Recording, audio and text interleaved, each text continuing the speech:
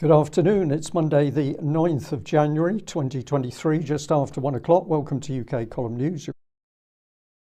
Health or mental well-being in Ukraine. And of course, over the weekend, we waited to see what was going to happen with the Christmas ceasefire, which the BBC, of course, cynically picked up on in this headline, the Christmas ceasefire that wasn't. But as we get into this article, it takes us in some very interesting directions. So Alexander says that he's seen no real impact of the ceasefire on the ground. So the BBC very quickly, with a key image, are getting the UK public to think that this was a ceasefire that didn't happen because of the Russians. So the ceasefire was announced, which Putin said his troops would observe across the front line. Running from Friday at midday until midnight on Saturday, and this was so the Orthodox Christians could celebrate Christmas. The BBC then said this: Ukraine almost immediately rejected it, but it certainly doesn't seem like a day worth marking for those left in Bakhmut. So, well, it was rejected by Ukraine. Why would Ukraine reject that? Mike, you're going to be looking into this a little bit more in a few minutes, but we're going to say that Ukraine rejected the ceasefire because the US, UK, NATO and the EU did not want their proxy war against Russia to stop. And the BBC, of course, in putting this line across, is acting as the propaganda machine for the US and NATO in order to deceive the Western and Ukrainian public. So the reality over the weekend and the ceasefire was the war went on in truly appalling conditions, and I've just put together some excellent video clips so that you can see conditions on the ground have only just frozen. So in essence, most of the trouble was with mud, which simply bogs vehicles down. And notice that these are light-wheeled fighting vehicles which are bogged down, American and British, and Hummer here stuck in the mud. This is the reality of the conditions up until very recently when the temperatures dropped, and we're now starting to see the ground freezing. But the reality of this is that the conditions are appalling. This is after an overnight freeze, and what you've actually got is a tank frozen into the ground. So when the pressure comes on the tow line in just a few seconds, you'll see that one tank is unable to pull the other tank out because it's simply frozen into the ground. So this is the reality of life on the front. But what does the BBC not want to talk about? Well, let's have a look at this headline: Ukraine war defying Russian onslaught in city at the end of the world. Well, what city are they talking about? They're talking about Bakhmut.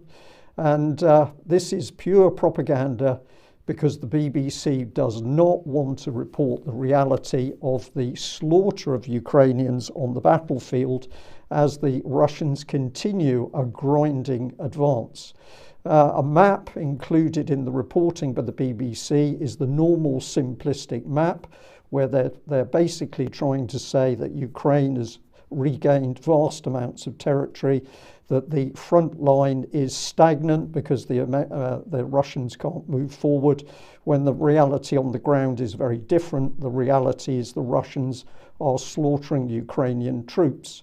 Well, if we go searching for this town, Solidar, what comes up? Nothing to do with reality. And this is a name that the BBC doesn't want to mention. Let's have a look at a map and explain why. So here's a map of the Donetsk Oblast, and Bakhmut is center screen towards the bottom of the shot. Let's highlight it. And this is where horrific fighting has been going on over weeks, because this is a strategic location which the Russians are going to take. We're being told in the West mainly that this is an unimportant city, even though Ukraine is rushing in vast amounts of forces to defend it. So the Russians have been pressurizing this city, but in a very slow way. They haven't been throwing thousands of troops into machine gun fire. They've been standing back and shelling and bombarding this city, causing vast casualties. The Ukrainians have apparently put in at least 60,000 additional troops, because the troops already in Bakhmut have been facing up to 70% casualties. None of this reported by the BBC. But what the Russians have been doing is a southern flanking attack, and they've also been doing a northern flanking attack aiming at Solidar, which you can see there just to the left of the first of the two arrows. And what is now taking, the intention for the Russians is that they will move up towards Siversk, and essentially Bakhmut is now being encircled. Reports prior to us coming on the news also suggest this is now happening very quickly. And of course, what this means is that the Russians are going to be able to move further to the west, where the Ukrainians will have a second but much weaker defence line. So the key part of the battle over the last week in particular has not been Bakhmut itself, but what's been happening around Bakhmut, which the BBC doesn't report. So as of today, Russian troops into the centre and just into the north of Solidar, and vicious fighting happening there. But what has occurred in the last 24 hours is that we're now into winter conditions and the ground freezing. Well, what's the West and the US up to? Well, this was The Guardian from back in November. Ukraine needs tanks. The West should supply them. They could finish off Putin and Russia. Well, of course, Zelensky isn't going to get his tools to do the job because he's not going to be given tanks. The SOP is this, which I know we've mentioned a little bit already, but let's remind people of what's happening. The French have now said that they're going to supply what they call armoured combat vehicles to Ukraine. This is not tanks. These are relatively light vehicles, and these are extremely vulnerable on the battlefield because the Ukrainians have no air cover and they have a dwindling supply of tanks themselves. Meanwhile, the US and Germany are agreeing to send infantry fighting vehicles. These are light vehicles again. Bradley infantry fighting vehicles from the US and the Marder fighting vehicles from Germany. And this is a report, Mark, that you actually had from the States of Biden will send Bradley fighting vehicles to Ukraine. But you've seen, or you've been sent some other footage, which we unfortunately couldn't show, but footage of very large trains carrying Bradleys, presumably for shipment out to Ukraine. Yes, one of the ironies of covering the Texas border crisis as part of the larger southern border crisis that I've been following a long time now and will continue to do so is that a lot of people that are very critical of both Governor Abbott of Texas and, of course, the Biden bunch in the White House, they are also critical of our policy largely toward Ukraine because their argument is obvious. Why do we spend so much effort, even including Abbott, not just Biden, to have overseas relations and secure the borders of other countries and we can't secure our own? Well, as I note here, meanwhile, a Texas contact took this video. These photos here are derived from a video of hundreds, possibly thousands of what appear to be U.S. Bradley armored fighting vehicles, which transport troops and are topped with a turret and gun, evidently heading toward the port city of Corpus Christi, Texas, on or around December 6th, 2022. And the Politico article that you showed before this is dated right around January 5th or so.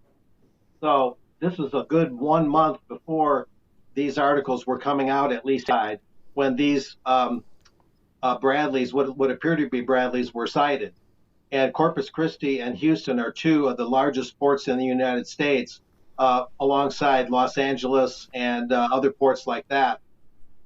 And so, yeah, that's a sighting there. And a thing to build on with is like you say, the U.S. and Germany are both sending vehicles, and there's been a reluctance to send the U.S. Army's gold standard, the M1 Abrams tank, although that's being strongly considered. But that would be seen, even by the Biden bunch, as a major escalation. in terms of how Russia would perceive if we actually sent Abrams tanks over there, which are a dreadfully deadly vehicle. The accuracy and ability of an Abrams tank is incredible. At any rate, the 50 Bradleys. This is the Politico article. The 50 Bradleys are part of an overall aid package to be announced Friday, worth 3.8 billion. I think that was this past Friday. I'm not sure. According to a person familiar with the matter who requested anonymity to speak ahead of the announcement, the package sets aside 2.25 billion for Ukraine, which will also include 155 millimeter artillery shells. Another 682 million in military financing will go to Eastern European countries to allow them to buy American weaponry and military equipment. So there's a lot of profiteering for U.S. defense contractors going on here. And they're also talking about the package for the first time will include radar-guided Sea Sparrow anti-air missiles. So there could be a little bit of air cover here, which could be launched from the sea or on land to intercept aircraft or intercept cruise missiles, et cetera, et cetera, et cetera. So they are getting into more variety in terms of the types of weapons. But it's interesting that this article says 50 Bradleys, when this sighting in Texas by one of my correspondents shows hundreds of them. And we cannot prove that this particular shipment seen here, are going to Ukraine, or all of them are, or part of them are, but that is strongly suspected at this time. So it actually indirectly ties into the border issue. It's amazing how these issues connect. So okay. Mark, thank you very much for that. Well, let's just finish off this little segment. A very cynical report by Forbes here. It says, with ex-German Marder fighting vehicles, Ukrainian infantry can keep up with the tanks, but the problem is they don't have the tanks because the Russians have been killing off Ukrainian armour. And the report here once again is emphasising that these are light vehicles with 20 millimetre autocannons. They're going to be put on a battlefield without air cover, and they are extremely vulnerable to Russian attack. Meanwhile, the Mail here, British tanks could be sent to bolster Ukraine's war effort for the first time, James cleverly announces. But when we get into the detail of the article, there's nothing to do with actual tanks being sent to Ukraine. But what is occurring is that essentially old equipment is being sent to Ukraine. Meanwhile, billions of dollars or pounds of orders for replacements are going to the defence industrial sector for deliveries at some time in the future. So as far as Ukraine is concerned, it's too little too late. And if we sum the situation up at the moment with the BBC in the lead for its wonderful war, the estimates are now that 150,000 Ukrainian troops have died and probably 500,000 injured, but the death figure is being reported now quite widely by military experts who spent considerable time looking at the fighting. Ukraine as a nation state is destroyed, the power infrastructure is gone, industry and agriculture is shattered, and it's now financially dependent on the US and the Western banking sector for their loans and the weapons to survive. Nearly 8 million Ukrainians have fled the country, but Zelensky is now forcibly summoning ever younger soldiers. So this war, Mike, disgraceful war, but what is it? It's a proxy war for the US, UK and NATO. Well, it is, and that's finally been officially admitted in a sense. Here's Alexei Reznikov, who is the Ukrainian defense minister, and he was speaking on a Ukrainian television program a few days ago called 1+1. And he said today Ukraine is addressing that threat, the threat of Russia and so on. We're carrying out NATO's mission today without shedding their blood. We shed our blood, so we expect them to provide weapons. That seems like quite an admission to me, Brian, but it was countered by Rodion Myrishnik, who's the former LPR ambassador to Moscow, and he's saying, are there any Ukrainians who have not yet realized that they are the resources for a contract between the Ukrainian puppet regime and NATO? They supply the weapons and Ukraine is paying for it with your blood. Yeah. And that seems like a reasonable assessment. Well, I think it's extremely accurate, and the sooner the Ukrainians wake up to the fact they're being used, the better. Now, the office of Gordon and Sarah Brown has issued a statement. Not just them, a number of others as well. We don't know the full list, but this statement is calling for the creation of a special tribunal for the punishment of the crime of aggression against Ukraine. This is what they have to say. The acts of aggression can be traced back not only to the February invasion, but to the decision of Russia's military and political leadership to attack and occupy Crimea, the city of Sevastopol, and the Donbass from 2014 onwards. I wasn't aware that Russia was attacking the Donbass from 2014 onwards. But anyway, okay.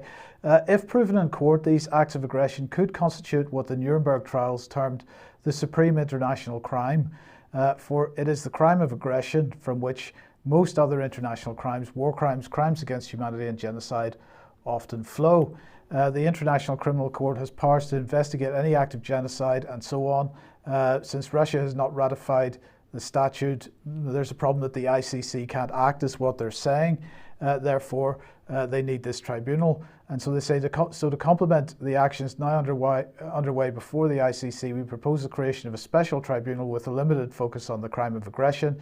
The special tribunal for the crime of aggression against Ukraine can be set up at pace. During the Second World War, nations met in London in 1941 to draft a declaration at St James's Palace on Nazi German war crimes, which led at the end of the conflict to the creation of an international military tribunal and the Nuremberg trials. Now, that's very interesting that they are calling for this. This is dated the 6th of January 2023. As I say, we don't know who all the signatories are. The Guardian listed, and The Guardian was the only mainstream press that I saw covering this. And they listed 5 or 6 people: Keir Starmer, former NATO Secretary General George Robertson, former Foreign Secretary David Owen, Ian Duncan Smith, Sherry Blair, Helena Kennedy. Helena Kennedy we'll come back onto in a second. But who else has been calling for this? Zelensky himself has been calling for this. In October last year, he was calling for it. We must create a special tribunal on the crime of aggression against Ukraine, an address by President Volodymyr Zelensky to the participants of the public debate War and Law in Paris. But it wasn't him that originated it. In fact, although Gordon Brown has launched this week, it was originally launched by Gordon Brown in March 2022. So here's the original statement calling for the creation of a special tribunal. And that was March 2022. And Helena Kennedy was the only name that I have seen of the names for this most recent one that signed the original one. But here's Forbes coverage of it back in March last year, just to show that it did get some coverage at the time. So this seems to be originating with Gordon Brown and being disseminated from there. Yeah, well, he's not a politician I admire. No, indeed. Okay, if you like what the UK Column does, you would like to support us, please head over to community.ukcolumn.org. There are options to help us out there. You can pick something up at the UK Column shop, but please do share that material you find on the various platforms. Okay, thank you for that, Mike. Well, just a quick email, some feedback from one of our viewers, Jamie. Thank you very much, Jamie. He says, thanks again for your support and for the inspiration UK Column has given me to get in touch with my MP. Finding the column has been a great awakening of unrivaled news for me over the last year or two. And then he's saying if it's too busy to fit in, that's an insight. Well, we did find time to fit it in, and thank you very much, Jamie, for your comment. I think that leads us on to David, who were going to just give an update of the Fenethy conference. Yes, just a reminder for anyone who was at Fenethy School, any of the ladies who went through Fenethy School in Angus. The Fenethy conference is on Sunday, the 22nd of January. Starts at 11. The doors will be open from 10:30.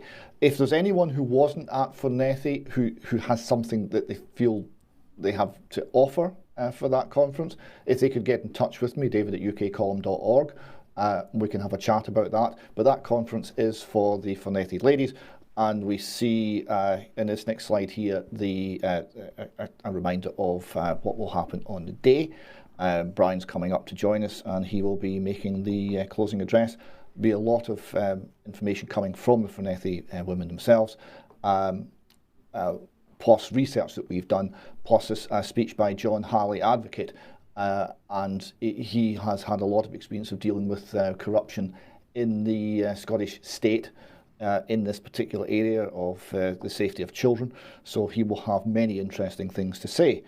The next day, because we like to work Brian hard when we get him in Scotland, we've got a UK column Scottish meetup in the Glow Centre, Motherwell, 6:30 for 7.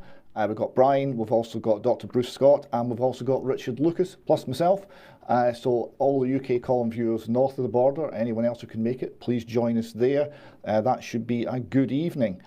And a quick reminder here, we've got an article from Professor Norman Fenton looking at Scottish cardiac ambulance data, which shows a very worrying increase in incidents, and that plays to some of the issues that we were talking earlier about sportsmen and the onset of increased levels of cardiac problems. And we've also got just published on the website with Katie Jo Murphin, a recording she made in the summer. This is on the subject of drag queen story time and the agenda, and it's a discussion initially between Katie and a group of protesters, which is fascinating, and then that's analysed by Katie, Brian and myself. And finally, a little reminder here, there's a march, a freedom rally coming up in Glasgow, Saturday 21st of January at 1 p.m. on Glasgow Green. Okay, thank you very much for that, David. Well, let's come back to Mark Anderson. And Mark, you're going to give us an update on matters to do with border policies in the US. Yeah, yesterday, Sunday, January 8th, Joe Biden made his much anticipated but very tardy visit for the first time to the U.S. southern border. And he was greeted by Governor Greg Abbott. And as it shows in this WorldNet Daily piece, Abbott is adamant to make it clear that this is pretty much all Biden's fault. And of course, Biden does share a large piece of responsibility of this. This headline, "Your Failure." Texas governor shreds Biden on the tarmac in El Paso, Texas, over border policies. Now, moving on, I got a hold of Abbott's letter that he handed to President Biden here. And it starts out, "Your visit to our southern border with Mexico today is 20 billion too late and 2 years too late. Moreover, your visit avoids the sites where mass illegal immigration occurs and sidesteps the thousands of angry Texas property owners whose lives have been destroyed by your border policies. But as I've noted in many reports, those Texas border policy, or excuse me, those property owners along the border are just as mad, if not more angry, at Abbott for not living up to his word as they are with Biden." And it goes on to say, "Even the city you, Mr. Biden, visited has been sanitized of the migrant camps which had overrun downtown El Paso, which is in far western Texas near New Mexico, because your administration wants to shield you from the chaos that Texans experience on a daily basis." Now, moving on, I've got the full letter. That's a screenshot here. Just to give quickly Abbott a little bit of credit, that letter goes on to say, before we get to Mr. Ken Cuccinelli, former DHS, Abbott did put in his letter to Biden, he also said, "You must stop sandbagging the implementation of the Remain in Mexico policy and Title 42 expulsions and fully enforce those measures as the federal courts have ordered you to do." Now, there, Texas Governor Abbott is making a good point. Remain in Mexico, of course, is the policy instituted by Trump but overturned by Biden that required those seeking asylum to remain in Mexico while those requests for asylum are being processed.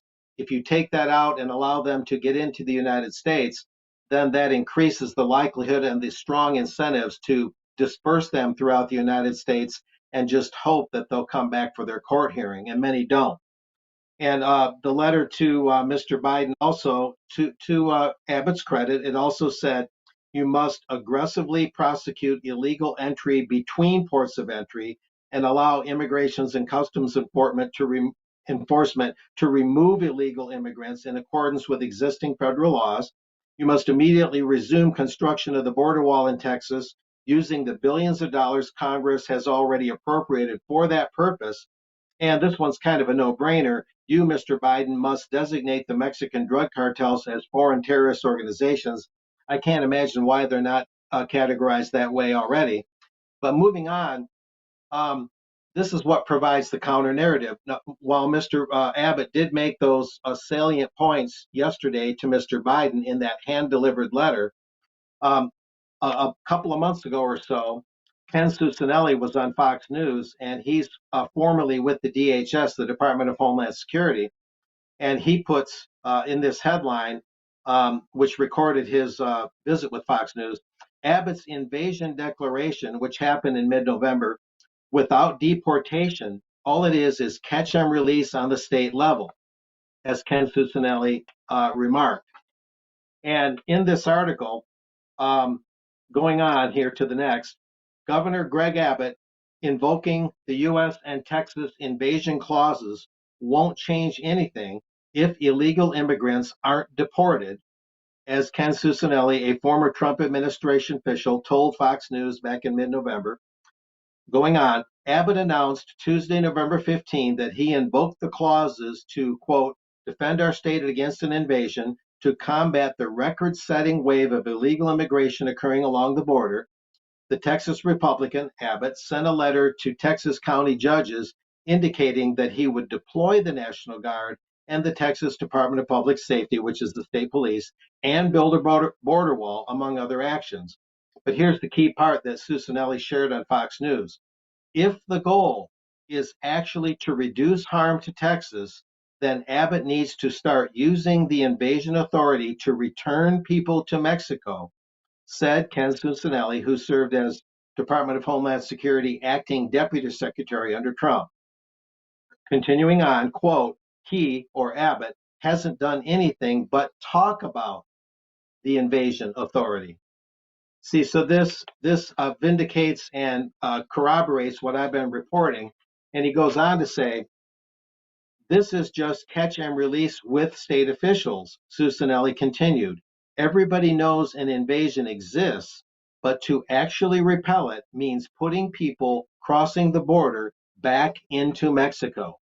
And there we see Cuccinelli's picture and another picture of him on a screenshot with all the migrants or illegal immigrants shown on the screen. So this just corroborates what I've been saying all along. And Cuccinelli has been making this clear since about mid-November, when the invasion clause was invoked by Abbott at both the state and federal level, and citing both the state and federal constitutions, that is. And moving on, quoting Cuccinelli and others, the invasion clause Abbott referenced is Article 4, Section 4 of the U.S. Constitution, which states the U.S. shall guarantee every state in this union a Republican form of government and shall protect each of them against invasion.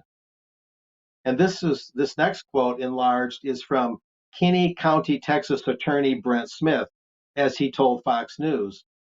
If he, Abbott, acknowledges that there's an invasion occurring, the Constitution has plenty of provisions that not only the federal government has a duty, but the states, the governor of each state, has a duty to repel any invasion that occurs.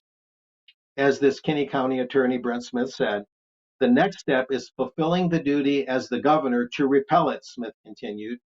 Cuccinelli added that Abbott should boat immigrants who cross into the U.S. illegally back to Mexico. In other words, use boats.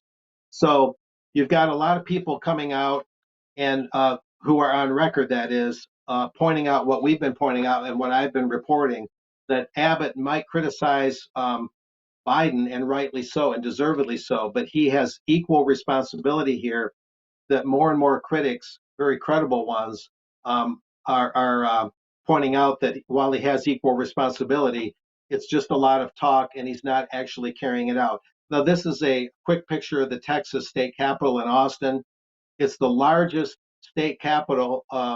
It's the largest capitol of any capitol building in the U.S., second only to the U.S. Capitol. So of all the state capitals, it's the largest one. And I'll be going there tomorrow through Thursday to try and talk to legislators and others, working with some activists to try and get clearer legislative answers at the state level. Are they going to call Abbott out on this? Is Abbott going to actually enforce this stuff? Or is this just a lot of rhetoric? So I expect to be finding that out for UK Column this week in Austin. And what we're seeing here, moving on, is a close-up of what I showed a few reports ago of what's going on in the greater Eagle Pass area in Texas along the border. And these are these child graves, some of them infants, because people make such a perilous journey. Some of them, many of them, under the prodding of human traffickers and coyotes that generally work as grunts for the drug cartels. And one of those pictures shows baby John Doe. So a rather heart-wrenching, excuse me, a rather heart-wrenching thing to see in terms of the ultimate consequences of an open border and what that encourages and what the outcomes are. So there you go. Back to you guys. Okay, Mark. Well, my comment is always the same. We see this happening in America. We see it happening in UK and other Western countries. So this has to be based on a globalist policy. We'll dig into that for another time. We're going to thank you for that segment. We're going to move on with David now.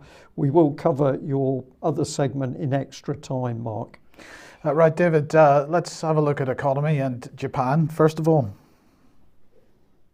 Yes, we're looking for a canary in the coal mine, and we thought Japan looks like a good candidate. And the reason? Well, the debt level. This is the Japan debt clock. Well, it was when I photographed it earlier today. 1,470,037,086,300,313 yen at that particular point. It was quite fascinating to watch because it clicked on about 1 million yen a second. So that's a fairly high level of debt. It equates to about 250% of GDP, which is about the level of debt Japan had in 1944 when there was some difficulty going on. Just a quick graph here to show who holds the debt. Firstly, almost all of government debt, 88%, is in government bonds, Japanese government bonds. And so that market is vital and is essential. And who holds these bonds? Well, almost half is held by the Bank of Japan, which is a subsidiary of the government of Japan. So they're buying their own debt in order to artificially lower interest rates, artificially increase the value of that debt.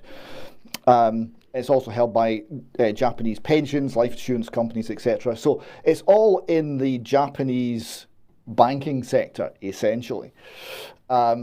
Now, something broke a few days ago, and we have the graph to show it breaking. So this is the interest rate on the Japan 10-year government bond.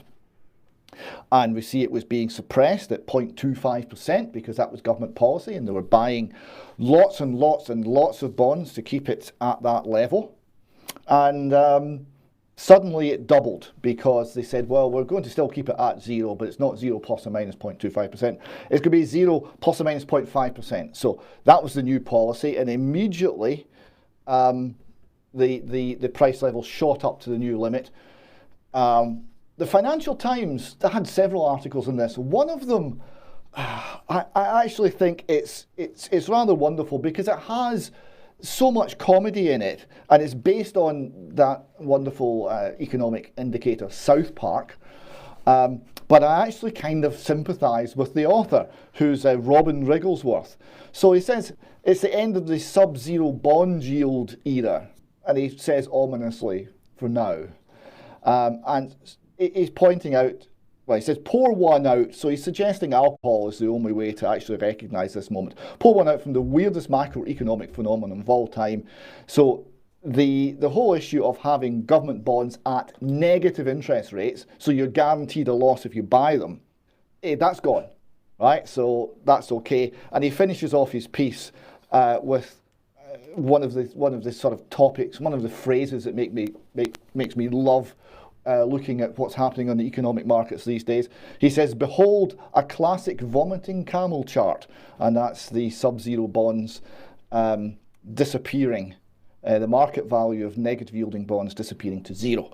Now, you would think, gentlemen, that if the Bank of Japan had been spending money to artificially increase the value of Japan government bonds, and they suddenly let the value fall, the interest rate go up, they would need to spend less money supporting the bond price, you would think.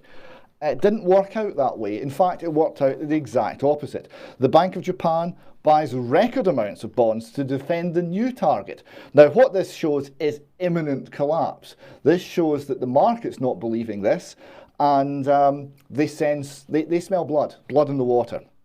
The Japan Times continues that Japan announced an unprecedented third day of unscheduled bond purchases. So this is all panic measures as it fights to back against speculation that it started to wind back its super accommodative monetary policy. A combination of additional fixed rate and fixed amount purchases announced Friday have boosted this month's buying to 17 trillion, 128 billion in buying their own debt in a month. A monthly record. So it's an all-time record. The central bank also said late Thursday to provide banks with no interest 2-year loans next week. So that says how well the Japanese banking sector is doing, because of course the banking sector is all capitalised on government bonds. The government bonds are now falling in value, so the banks will be coming up against liquidity and indeed solvency problems. This was viewed as a failure in many ways by many commentators. So Reuters commented that the Bank of Japan ramps up bond buying to defend the yield cap, undermining jawboning. I had to look up jawboning, the use of public appeals to influence the actions, especially of business or labour leaders. So the narrative isn't working. And it gets even stranger because we've got here FX Street reporting the Japan Prime Minister.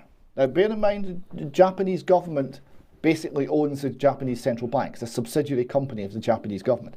The Japan Prime Minister Kishida vows to debate government and Bank of Japan roles with the new central bank head. They don't know what they're doing. The Japanese Prime Minister Fumio Kishida said on Sunday that his government and central bank must discuss the relationship in guiding economic policy after he names a new Bank of Japan governor in April. In April, he said, under the new Bank of Japan governor, we must discuss the relationship. In guiding monetary policy, policymakers must have a view on the outlook for the economy.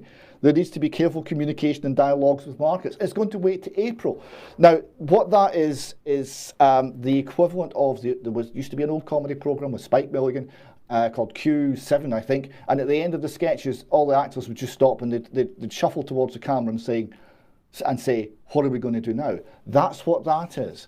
So the peg of the Japanese government bond price and interest rates has broken. They've tried to release the pressure a little bit. It hasn't worked. They don't know who's making policy, and they're going to wait to April to appoint a new Bank of Japan governor and then maybe sort out who's actually running the Japanese economy. That's a snapshot of how crazy things are in the world of economics and finance right now. And of course, it's not just Japan. David, you can't move on or leave that segment without telling everybody where the Bank of Japan is getting the money to buy the bonds. Well, it's essentially making out of nothing. It's just printing it. Right. I mean, there has been a massive creation, printing of money by the Bank of Japan in the last 5 or 6 years, and it's been even worse since COVID. So they're basically printing money. I mean, this. If they were just printing banknotes, if the government was just printing banknotes and just issuing them, it would be more inflationary because it would go to the people. But this is essentially the same thing because they don't pay any interest in this. It's all one organisation. One part of it issues the government debt, and the other part of it buys the government debt. So the money goes into the government spends the money into the economy and supports things, and it doesn't pay any interest on the debt that the Bank of Japan buys because it all reverts back to the state. So it's just money printing. It's monetizing of the debt. It's money printing. It is hugely inflationary. They've had a lot of trouble trying to get inflation in Japan, and that problem's now going away, and inflation's now starting to tick up. But of course, because it's been used primarily to support the financial sector, not that much of it at the moment has gone into the general economy, so inflation's still relatively modest at 3-4%. But that could change very quickly. It's an enormously unstable system. Yeah. My comment was that if the policies, the real policies, are globalist policies, I think we've got to the position where many politicians of nation states simply do not understand what's happening around them as a result of those policies. So they can't control their countries because of the globalist policies. But again, we'll have to leave that for another time. Thank you, everybody, for joining UK Column News today. Bye-bye. Bye-bye.